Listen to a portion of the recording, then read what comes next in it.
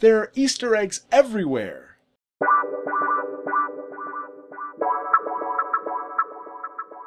Hi everyone, my name is Chris and welcome to Tread Talks, where I walk on this treadmill to stay in shape while making videos for you fine people. One of the great things about Spider-Man Homecoming are the number of references and connections that you'll find to the rest of the Spider-Man comic book universe, as well as the Marvel Cinematic Universe as a whole. And so I saw the movie again last night, I scoured the internet for every connection, every reference, every Easter egg I could find, and the result is the huge list that you get today. Now of course for some of these you might say, well Chris, aren't these obvious? Well, keep your judgment to yourself. Also, major spoilers ahead, so if you care about that, get out while you can, because here's everything that you may have missed about Spider-Man Homecoming. Now at the beginning of the movie we're introduced to the Department of Damage Control, which as goofy as a name as it sounds, it was actually a part of the Marvel comic book series. Although in the comic books it was a private organization that cleaned up after superheroes saved the day. In the Marvel Cinematic Universe it's turned into a government/SHIELD organization, and they go in to clean up after the Avengers battle in New York. And you see in the movie that it's led by Anne-Marie Hogue, who in the movie is also wearing her iconic green outfit from the comic books. And as the Marvel logo fills the screen, you may notice that the music playing is an orchestrated version of the 1960s cartoon Spider-Man theme, Spider-Man, Spider-Man, does whatever a spider can. I thought they should have used that as the actual main theme for Spider-Man in the movie, but it goes away after the beginning. And when Tony Stark drops Peter Parker back off at home, Peter Parker asks, hey, what's our next mission? To which Tony replies, why can't you be a friendly neighborhood Spider-Man? Which is a reference to one of Spider-Man's most famous catchphrases, and to a particular run of comics from 2005 by Peter David. And in that run of comics, you have appearances by the Vulture. And Tony also tells Peter that he should go easy on Happy Hogan, and he jokes that he's seen Happy's cardiogram. It may not be entirely a joke, because you might remember from Iron Man 3 that he got blown up and he ended up in intensive care. And in the high school scenes you have several of Peter Parker's classic classmates from the comic books making an appearance. It includes Flash Thompson, of course, but also the two student TV news anchors, Betty Brant and Jason Iannello. Betty Brant in particular does end up having a career in journalism after paying her dues as J. Jonah Jameson's secretary. Okay, so this one might be a little bit of a stretch, and it requires a little bit of setup. In May 1984, the Spider-Man Homecoming comic book series debuted, and as part of that storyline, we got Spider-Man's new black suit. In November 1984, it was revealed that that suit was alive. It was one of the events that would lead to the eventual debut of Venom. In the movie, you have Peter Parker's locker number being 1184. That could be a reference or a nod to the November 1984 climax of the Spider-Man Homecoming comic book arc. Now in Peter's school you'll notice several familiar faces up on the walls. You have Dr. Bruce Banner that appears in Miss Warren's classroom, you have Howard Stark that shows up in a mural behind Peter as he's making his way through the hall, and you'll also notice Abraham Erskine, the guy who invented Captain America's super soldier serum. And of course you have a cameo by Stan Lee. It happens when Spider-Man is trying to stop a man from breaking into his own car. The people get upset because the car alarm is going on, and one of the people that peeks out of the buildings is Stan Lee, who has words for another lady in another building. Now at the end of Spider-Man's day trying to help the neighborhood, you see him sitting on his balcony eating a churro, and one of the things you'll notice is that his mask is rolled halfway up. That's actually a pretty common image that you see in the comic books, and this is the first time that it's been portrayed so closely to how it's done there. And we also find out that despite what he said in Captain America Civil War when he referred to The Empire Strikes Back as that really old movie, he clearly knows what Star Wars is, and he's a big fan. He has several Star Wars toys in his room, including a model X-Wing, and of course Ned comes over so that they can build a model Lego Death Star together.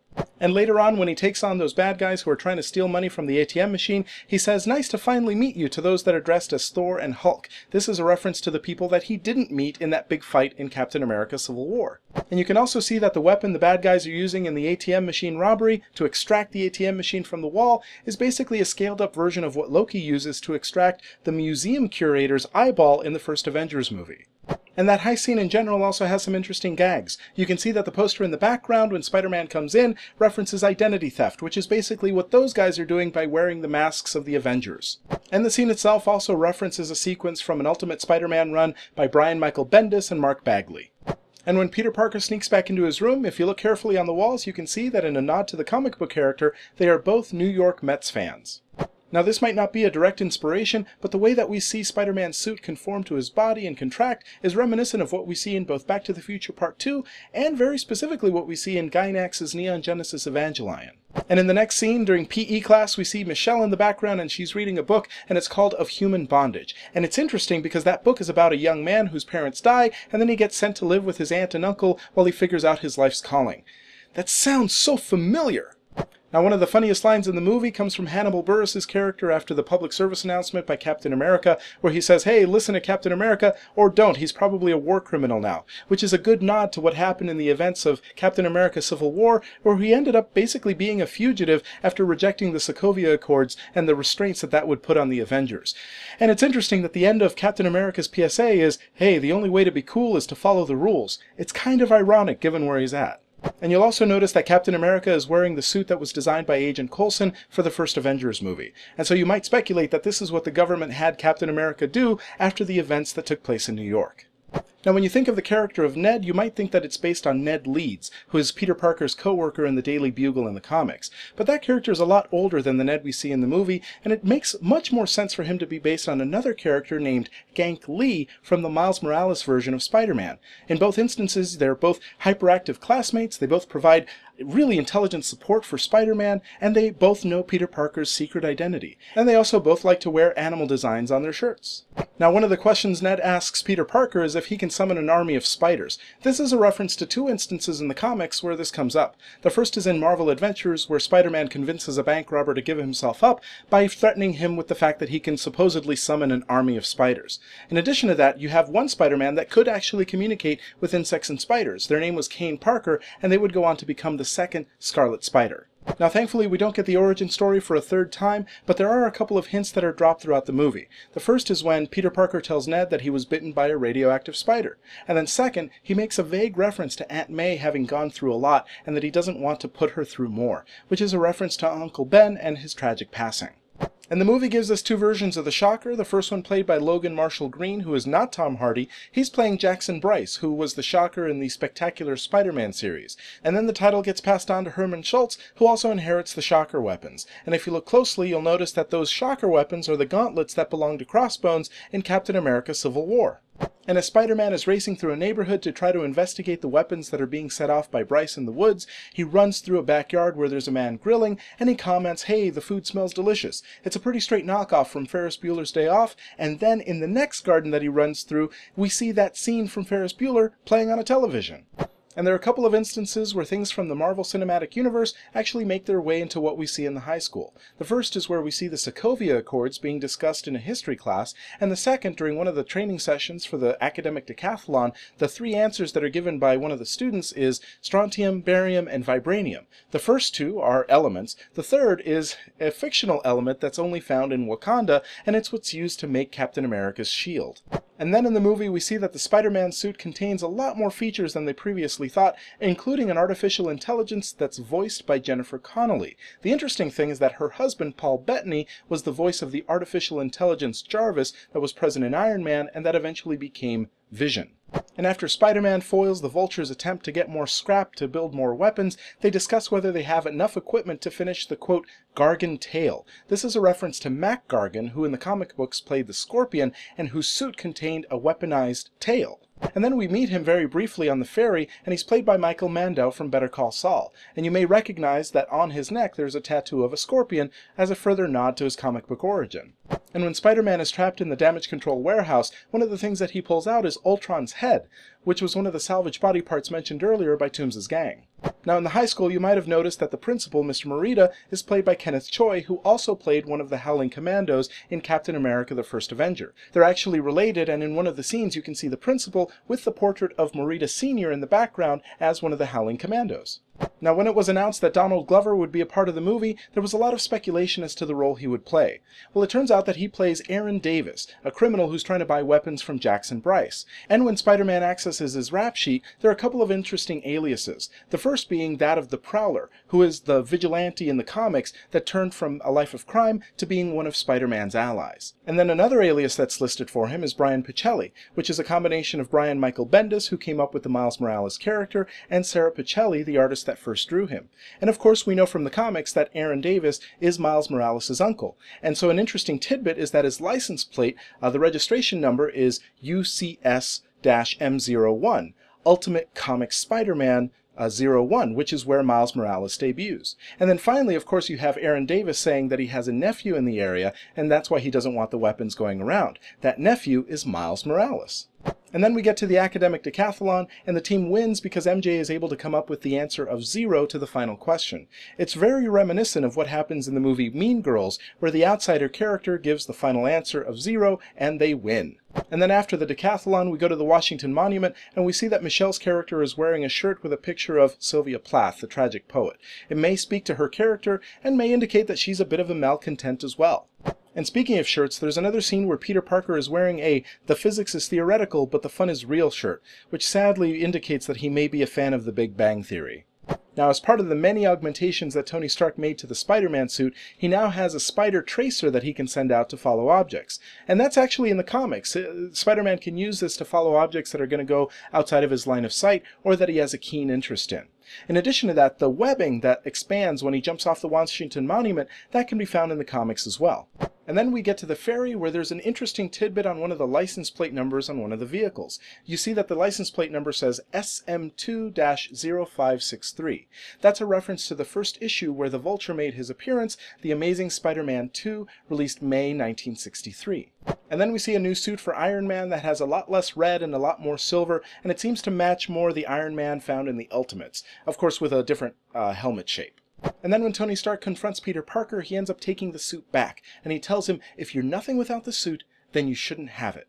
And that's directly tied into what Tony Stark himself learned at the end of Iron Man 3, that he's more than just his suits. And it's also a callback to what Captain America says to Tony Stark in the first Avengers movie, where he challenges him by saying, "Big man in a suit of armor, take that off and what are you?" Now, of course, Tony Stark has a good comeback to that, but it may be something that stuck with him and a lesson that he eventually learned. And so when Peter Parker goes after the Vulture, he has to go in his old Spider-Man costume. And if you look at that costume, it has a resemblance to the Scarlet Spider costume by Ben Reilly. The colors are inverted, and the mask itself doesn't have as much of a homemade feel, but there is a resemblance there. And let's say a couple of things about the Vulture, or Adrian Toomes. You'll notice that in the movie he has a fur-trimmed coat that he wears, and that's really the best that they could do to give an homage to the actual look of the Vulture in the comics. Because if you look at the Vulture in the comics, he has a lot more of a feathered appearance, and that just wasn't going to fly in the movie. And if you look at the weapons and the tools that the Vulture and his men use, you see some connections to earlier films. For example, the Vulture's suit is clearly made from salvage parts from the aliens' air bikes. In addition to that, we also see a gun created from a leftover Ultron drone, and we also see the black hole grenades that the Dark Elves used in Thor: The Dark World. And so now we're getting to the end of the movie, and we see that there's a lot of stuff that needs to be transported, and Happy's looking over the equipment, and one of the things that he mentions that needs to be transferred is Thor's belt, which he isn't able to pronounce, but I believe is pronounced Meggingjord, and it's a belt that gives Thor extra strength. Now there's a scene in the movie right after Peter confronts the Vulture where he gets trapped under tons of piles of rubble, and there's water all over the place, and this is an homage or a nod to one of the earlier epic moments from the Spider-Man comic book series called If This Be My Destiny, where Peter Parker is trapped under tons of machinery, there's lots of water dripping down, and he has to summon the strength to be able to push that up. In that case, the villain was Dr. Octopus. In this case, it's the Vulture, but in both cases, he's able to embrace his identity as Spider-Man and summon the strength to lift that weight up. Now, at the end of the fight with the Vulture in the sky, Tony Stark's plane crash lands on the Coney Island beach, and we can see the Cyclone roller coaster in the background. That roller coaster has been mentioned a couple of other times in the Marvel Cinematic Universe, the first being in Captain America Civil War, where we find out from Bucky Barnes that Steve Rogers threw up after riding it. It's also mentioned in Captain America the First Avenger. So then in the final scene in the high school, we have Michelle revealing that her friends call her MJ. And of course, that's a connection to Mary Jane in the comics. But in this case, it's not Mary Jane, it's Michelle Jones. So I'm not sure where they're going to go with that. But an interesting tidbit is that in the background of the scene, when she's making that revelation, you see the school mascot, the tiger, appear. And that's a connection to the comics, where the first words that Mary Jane says to Peter is, "Face it, Tiger, you just hit the jackpot." Okay, we're getting to the end here, and here's an interesting but weird one. When Peter Parker goes to the Avengers facility to meet up with Tony, he's wearing a science t-shirt with an interesting joke. You have two atoms talking to one another. One of them says, "Hey, I've lost an electron," and the other atom says, "Are you positive?" Ha ha ha ha ha. The interesting thing is that Pepper Potts is also wearing that same shirt in Iron Man when she's in bed with Tony Stark. What's the connection? Who knows? And then Tony reveals to Peter Parker the Iron Spider suit, which is a more garish version of the Spider-Man costume, and thankfully he turns it down. But that's a nod to Ben Reilly's Iron Spider design in the comics. It doesn't look a lot like it, but there are some elements that are similar, like the bigger spider across the chest. But again, maybe we'll see it in the future, but thankfully for now, let's stick to the old one. I think I like that one better, especially because it has a lot of the technology already incorporated into it. So how much more can you do to it? And when Tony's explaining to Peter Parker where he's going to move in, he mentions that Vision's not big on doors. That's a reference to what we see in Age of Ultron, where Vision just prefers to appear through walls. And then when Tony Stark asks Happy Hogan for a ring, he mentions that he's had it in his pocket since 2008. That's a reference to Iron Man, because the original movie came out in 2008, so apparently he's been wanting to propose to Pepper Potts ever since then. And then of course there's that final end credit scene where Captain America comes out and talks to us about the virtues of patience, and how sometimes we can wait for something for a really long time and then be underwhelmed by what we get. And of course that speaks to us because that's exactly what we're doing in that moment in the theater as we laugh at Captain America. Okay, so that was everything that I could find about Spider-Man Homecoming. But of course I'm not perfect, so there's probably stuff I missed. If you have something that I didn't include, leave it in the comments, I'd love to know. And if you like this video and you want to keep up with my content, please like and subscribe. I'm trying to get to 1,000 subscribers, and it would be great if you were a part of that group. Either way, thank you very much for watching, and have a great day.